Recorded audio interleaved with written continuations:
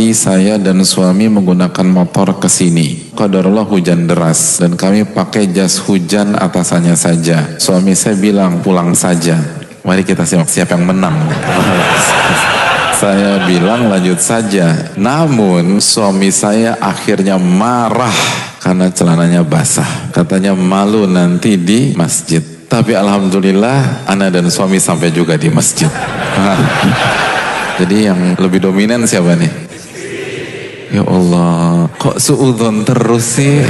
Kenapa kita nggak bisa berpikir mereka tiba di sini itu tidak ada yang negatifnya? Istri kasih saran, suaminya tawadhu dalam menerima masukan istrinya. Tapi ada marahnya Pak Ustadz. Loh, marah itu kan langsung dibenahi. Kan kita harus berpikir positif ya. Kenapa sih? Oh, ini pasti suami takut istri Pak Ustadz. Enggak juga, suaminya legowo bisa. Ustadz mau nasihatnya untuk suami saya yang kadang mudah banget emosi hanya karena hal sepele. Loh, kok diserang gitu loh suaminya. Mohon nasihatnya juga untuk saya yang kadang suka bikin dia kesal. Yang pertama, bagi suaminya, tolong pas pulang jangan marahin istrinya lagi. Kamu tuh kenapa sih ngadu-ngaduan sama Ustadz? Itu biasanya suka gitu. Emang ini PR kita sebagai laki-laki. Dan Nabi SAW mengatakan, la taghdab walakal jannah. Jangan marah, niscaya bagimu surga. Emosi itu tidak bisa diselesaikan secara parsial, tapi harus diselesaikan dari inti. Dan inti dari emosi adalah ketika kita kurang dalam mengingat Allah Subhanahu wa taala. Dan intinya di sana.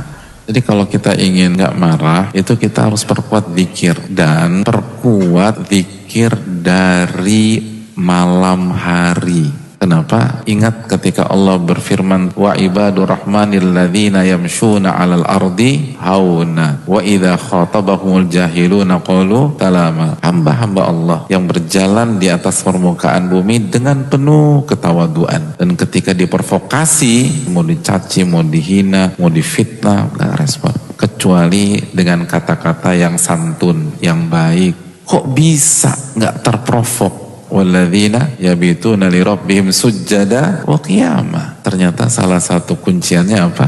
Mereka itu kalau waktu malam bangun dan tahajud sama Allah. Jadi kalau kita ingin bisa mengontrol emosi kita di sepanjang hari, start dari waktu malam. Itu sangat ngebantu.